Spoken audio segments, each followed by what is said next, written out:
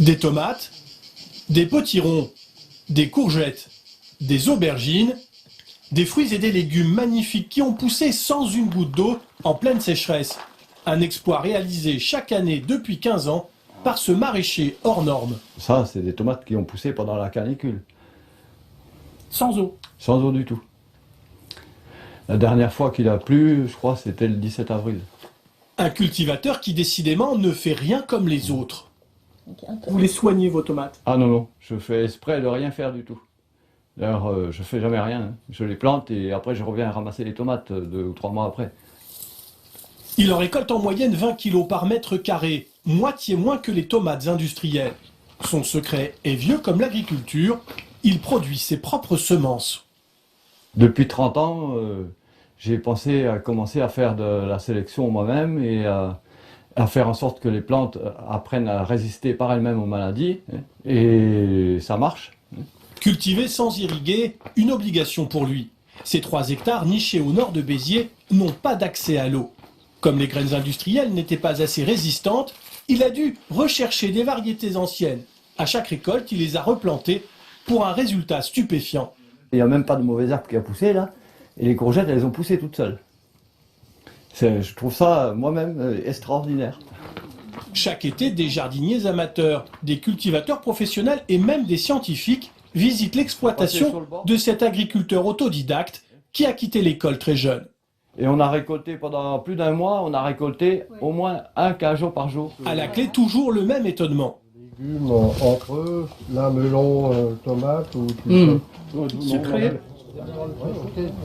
Ça n'a rien à voir avec une tomate de grande surface. Elles sont bonnes. Elles sont vraiment sucrées. On voit la chaleur qu'il fait ici et on se dit c'est dingue que ça arrive à pousser avec peut-être 35 degrés sans arrosage, quoi. Depuis l'an dernier, il ne vend plus ses fruits et ses légumes. Une noire de Crimée. Mais avec sa compagne, ils en extraient chaque jour de précieuses graines qu'ils transforment en semences pour les vendre. C'est devenu son métier, des graines appelées semences paysannes, qui peuvent supporter les pires conditions climatiques, exactement comme chez lui. Les plantes, en fait, ce qu'elles ont appris au cours de leur vie, elles le transmettent à leurs descendants. Et quand je racontais ça il y a 15 ou 20 ans à des généticiens, ils me disaient non, ça ne peut pas marcher comme ça.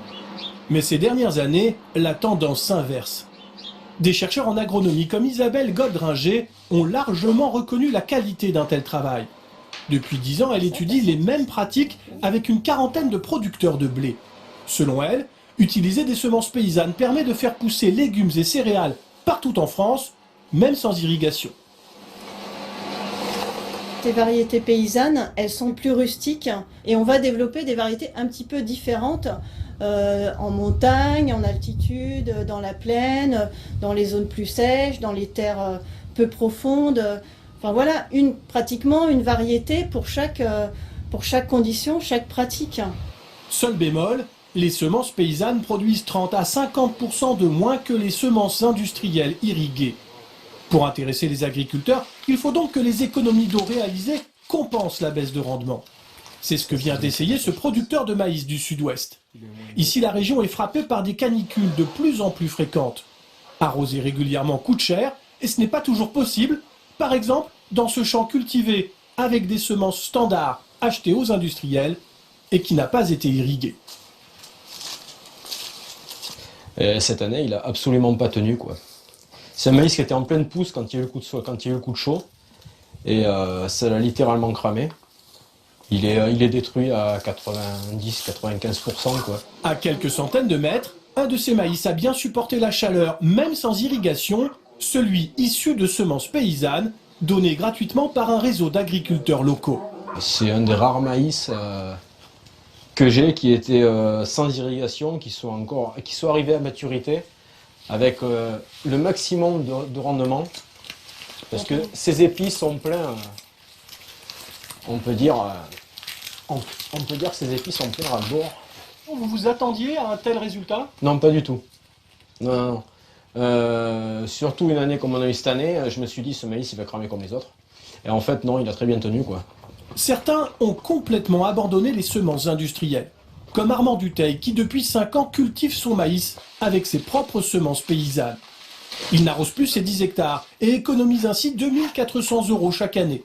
Comme il n'achète plus de graines, il économise encore 2000 € supplémentaires, ce qui compense la baisse de rendement. Je ne reviendrai pas en arrière. Et puis économiquement, tant que c'est plus avantageux une variété comme ça, c'est impossible que je revienne en arrière. En France, il existe aujourd'hui une vingtaine de réseaux d'échange de ces variétés paysannes. Un renouveau pour cette pratique agricole découverte il y a 10 000 ans et pourtant ignorée depuis un demi-siècle.